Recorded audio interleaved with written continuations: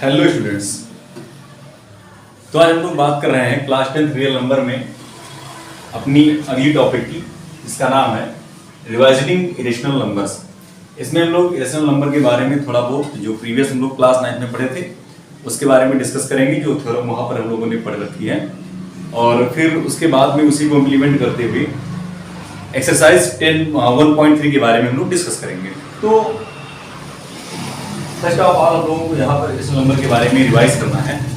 तो क्या है इरेशनल नंबर? ये बेसिक आप लोगों को पहले ही बताया गया है कि कोई भी नंबर जिसका nth रूट इम्परफेक्ट होता है, यानी कि जैसे कि √2 पे पावर जो है वो 2 या फिर 2 के मल्टीपल के फॉर्म में ना हो, कुछ और है। जैसे कि हम बात करें सिर्फ √2 की, या हम बात करें √2 पर ही मान लो पावर 3 है, तो फिर ऐसे इसको हम लिख सकते हैं 2√2। तो ये भी क्या है? इरेशनल नंबर है। ये भी क्या है? इरेशनल नंबर है। √3 हो गया, √5 हो गया, √6 हो गया। All these are irrational number. या फिर कोई नंबर है जो इस फॉर्मेट का है, जैसे 1.01 011 011।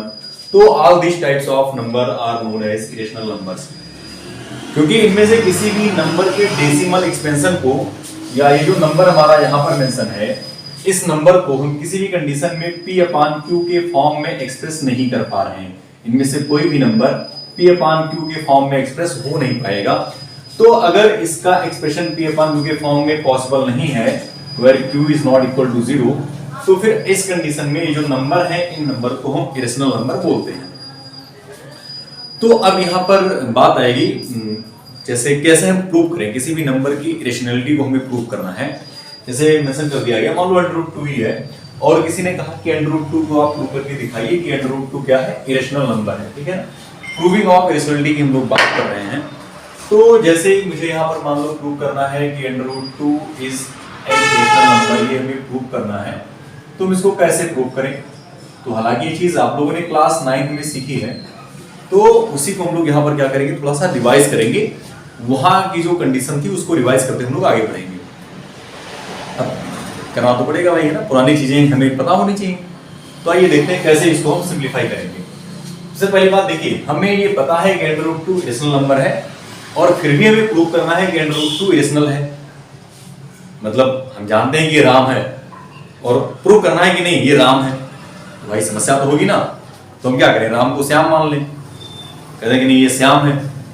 फिर राम के पापा के पास लेकर जाएं, राम के पापा कहेंगे श्याम नहीं भैया, तो राम है, मेरा बेटा है, बात खत्म, हो गया राम राम। तो बस ऐसे ही चले। √2 को हम लोग कंट्रेरी मान लें कि नहीं, √2 रेशनल नंबर है।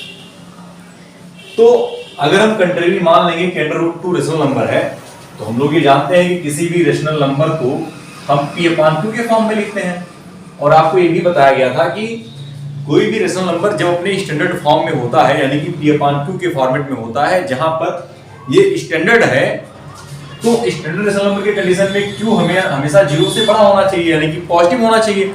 और P और Q जो भी नंबर हैं, ये को प्राइम होने चाहिए, यानी कि इनके बीच में कोई कॉमन फैक्टर नहीं होना चाहिए अदर देन 1। तो इन दो कॉन्सेप्ट को, इन दो बातों को हम ध्यान में रखेंगे, और बड़ी ही आसानी से हमारा जो टर्म है ये प्रूव हो जाएगा। तो √2 इज एन रेशनल नंबर में प्रूव करना है, रेशनलिटी दिखानी है √2 की। तो आइए स्टार्ट करते हैं। Let us contrary assume that √2 is a rational number such that rational, हमने इसको क्या माना? रेशनल माना। तो अगर इसको हमने रेशनल मान लिया है, तो सच डेट वो इस प्रकार से होगा कि √2 इज इक्वल टू A/B। इसको हम A/B के फॉर्म में एक्सप्रेस कर पाएंगे। √2 is equal to A/B, where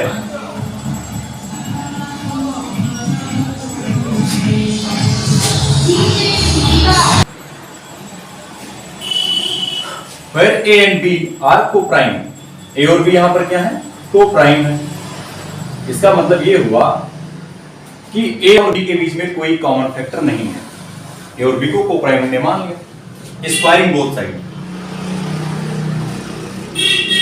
both side squaring क्यों कर रहे हैं भैया? क्या रीजन है? स्क्वायरिंग करना जरूरी है क्या? बिना स्क्वायरिंग के हम प्रूव नहीं कर सकते हैं? तो स्क्वायरिंग करने का सीधा सा रीजन है ये है कि हम इस √2 का जो रूट है इसको हटाना चाह रहे हैं, इसलिए हम स्क्वायरिंग कर रहे हैं। तो अब इस कंडीशन में जो हमारा नंबर है ये बन जाएगा 2a² क्रॉस मल्टीप्लाई करने पर हमें मिलेगा a² = 2b²।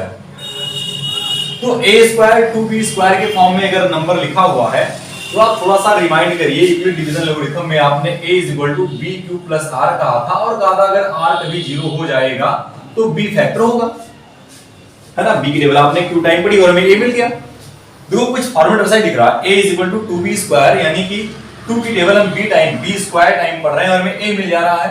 इसका मतलब ये हुआ कि a² जो है वो 2 से डिवाइड हो जाएगा, यानी कि जो a² है ये 2 से डिवाइड हो रहा है ना।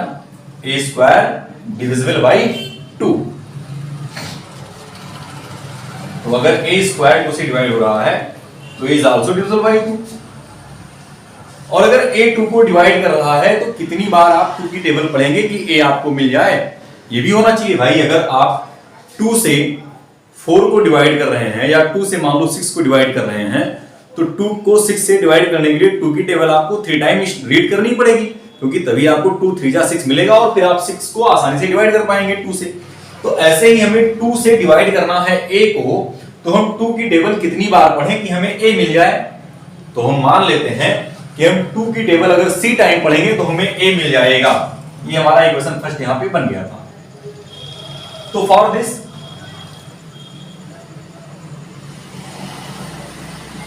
there must exist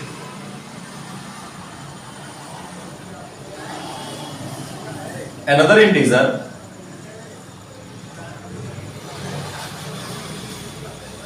c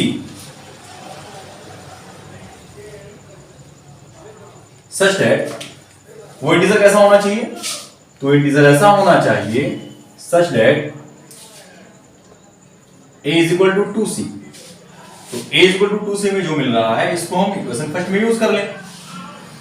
using this value of a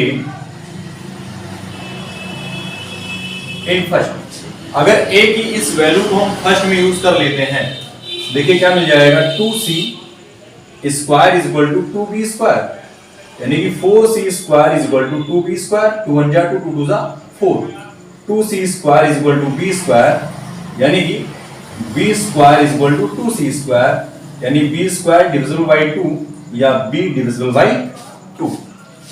अरे a 2 से डिवाइड हो रहा था, b भी 2 से डिवाइड हो रहा है, और हमने स्टार्टिंग में ये माना है कि a और b को प्राइम है, और को प्राइम का मतलब ये हुआ कि a और b के बीच में कोई कॉमन फैक्टर नहीं होना चाहिए। लेकिन यहां सॉल्व करने पर हमें ये दिख रहा है कि a और b का एक कॉमन फैक्टर है 2। Since a and b have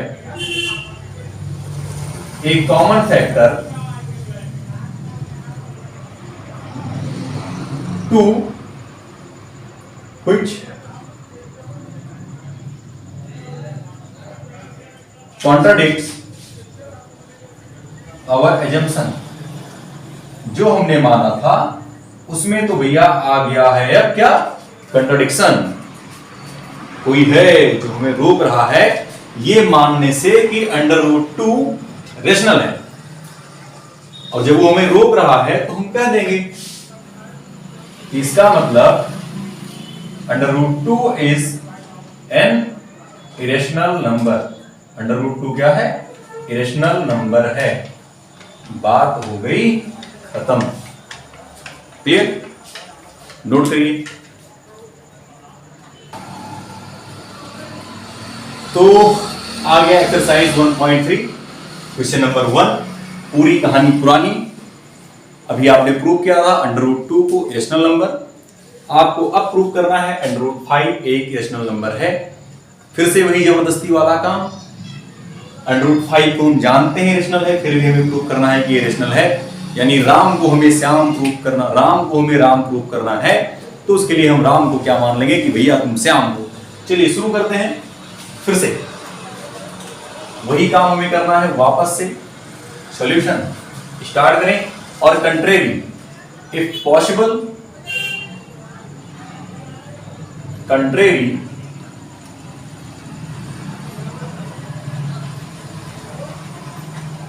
assume that under root 5 is a rational number। आप मानिए कि अंडर रूट 5 क्या है, रेशनल नंबर है, सच दैट वो इस प्रकार से है कि उसे आप under root 5 is equal to a upon b लिख सकते हैं, where a and b are coprime, जहां पर ए और बी क्या हैं, को प्राइम्स हैं। Squaring both side,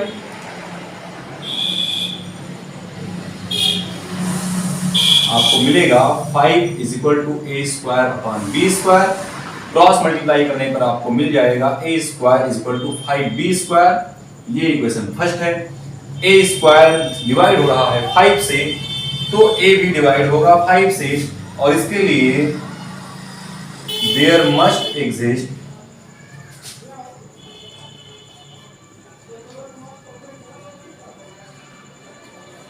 another integer c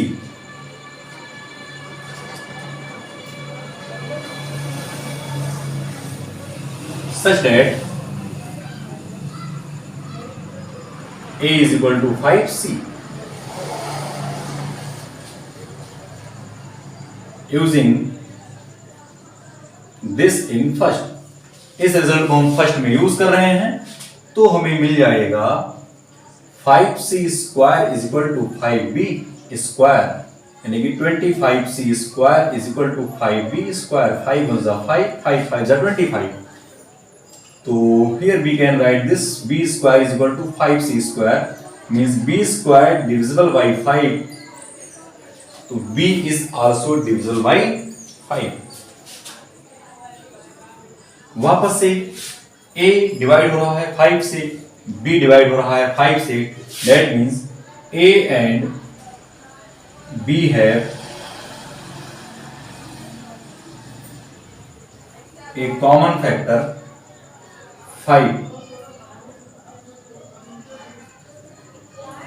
which contradicts our assumption. This implies that under root 5 is an irrational number। इसका मतलब अंडर रूट 5 क्या है, एक इरेशनल नंबर है। ट्रू।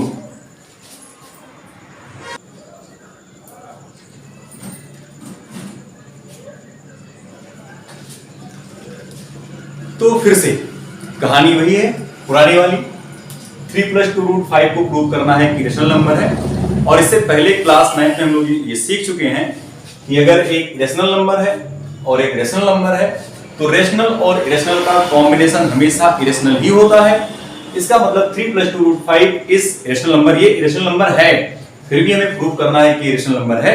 तो हमारी कहानी फिर से कहां से शुरू होगी, कंट्राडिक्शन से शुरू होगी। फिर से जबरदस्ती हमें मानना है कि नहीं भैया तुम रेशनल हो। तो आइए शुरू करते हैं solution. Let's assume that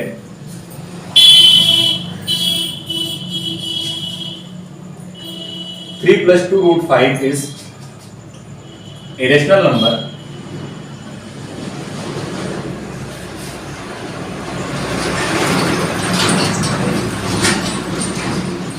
such that 3 + 2 root 5 is equal to a upon b, where a and b are co-prime। a और b क्या है, को-प्राइम है। तो इसी को थोड़ा सा हम सिंप्लीफाई करते हैं, तो क्या होगा, 2 रूट 5, 3 को हम ट्रांसपोज कर दें RHS में, तो a upon b -3, एलसीएम ले लेंगे। 2 root 5 is equal to a -3b upon b। 2 को इधर भेज देंगे तो डिवाइड करेगा, under root 5 is equal to a -3b upon b। ये इक्वेशन फर्स्ट है। Since RHS of equation first is rational and LHS is irrational, which is contradiction. ये क्या है? contradiction. A इंटीजर था, B इंटीजर है ये, और 3 भी क्या है? इंटीजर है. इंटीजर माइनस इंटीजर हमें इंटीजर मिलेगा, और इंटीजर अपॉन इंटीजर भी हमें क्या मिलेगा? इंटीजर. ये सब के सब इंटीजर है, तो ओवरऑल ये पूरा टर्म क्या बन गया? रेशनल. तो आरएचएस इक्वेशन फर्स्ट का जो आरएचएस है वो रेशनल है, बट √5 क्या है? इरेशनल. इससे पहले इसे हम प्रूव भी कर चुके हैं. तो √5 क्या है? इरेशनल है. तो ये चीज क्या है? कंट्राडिक्शन है, अपवाद है. ऐसा पॉसिबल ही नहीं है कि एक इरेशनल टर्म किसी रेशनल टर्म के इक्वल हो. इसका मतलब ये हुआ जो हमने माना वो गलत है. और हमने क्या माना? हमने माना 3 + 2√5 इज अ रेशनल नंबर, और ये चीज क्या है? गलत है, रॉन्ग है. जो हमने माना वो गलत है, हमारा कंसीडरेशन रॉन्ग हो रहा है. इसका मतलब ये चीज सही है. This implied that 3 + 2√5 is an irrational number.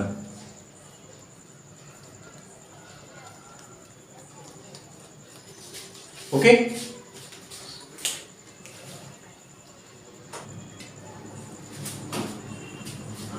Question number 3 है, जिसमें हम लोगों को प्रूव करना है 1/√2, 7√5, 6 + √2.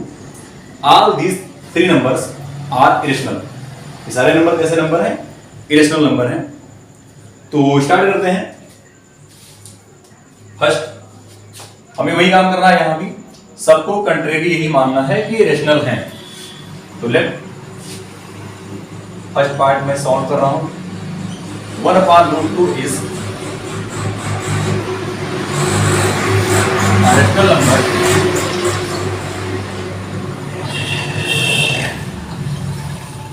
such that 1/√2 is equal to A/B,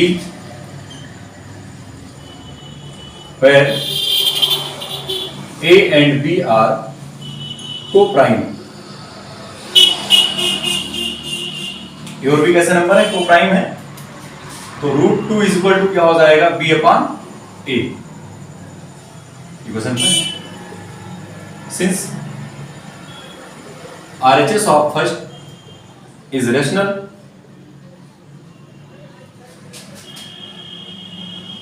and LHS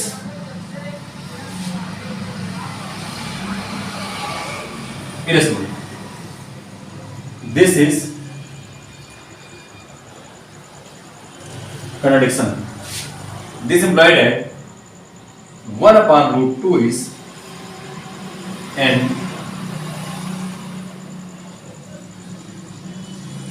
irrational number. Similar तरीके से आप इन दोनों को भी प्रूव कर सकते हैं. इसको सेम एज क्वेश्चन नंबर 2 और ये वाला तो भी आप क्वेश्चन नंबर 1 की तरह से भी कर सकते हैं. ठीक है? कैसे? तो इस साइड में हम इसको देखते हैं कैसे, थोड़ा शॉर्ट में देखिए. लैंग्वेज इस बार जो है आप बस सुनेंगे कैसे करना है, वही काम है. कंट्रेरी ये क्या हो जाएगा? इरेशनल को हम मानेंगे रेशनल कंट्रेरी. तो 7/√5 is equal to A/B. √5 is equal to A/7B. ये इंटीजर था, ये भी इंटीजर है, ये भी इंटीजर है. इंटीजर अपॉन इंटीजर क्या मिल जाएगा? रेशनल. इधर क्या है? इरेशनल. ये फर्स्ट इक्वेशन बनेगा. आरएचएस क्या है? इरेशनल है, सॉरी रेशनल है. और एलएचएस क्या है? इरेशनल है. और irrational cannot be equal to rational. So our relation is wrong and 7/√5 is an irrational number. Similar way में यहां पर क्या होगा? 6 + √2 इज इक्वल टू A/B हम कंसीडर करेंगे, जहां पर A और B को प्राइम है और हमने इसको क्या मान लिया? रेशनल मान लिया. तो √2 इज इक्वल टू क्या हो जाएगा? A/B - 6. सिंपलीफाई करने पर A - 6B/B. इधर क्या है? √2. A और B क्या थे? इंटीजर. 6 क्या है? इंटीजर. इंटीजर अपॉन इंटीजर क्या देगा हमें? रेशनल नंबर देगा. और √2 क्या है? इरेशनल है. Irrational cannot be equal to rational, वापस से ये क्या है, कंट्राडिक्शन है। तो इसका मतलब 6 + √2 क्या होगा, इरेशनल नंबर होगा। क्लियर। तो नेक्स्ट टॉपिक जो हमारी होगी उसमें डेसिमल एक्सपेंशन के बारे में लोग बात करेंगे और कवर करेंगे exercise 1.4। Thank you, have a good day.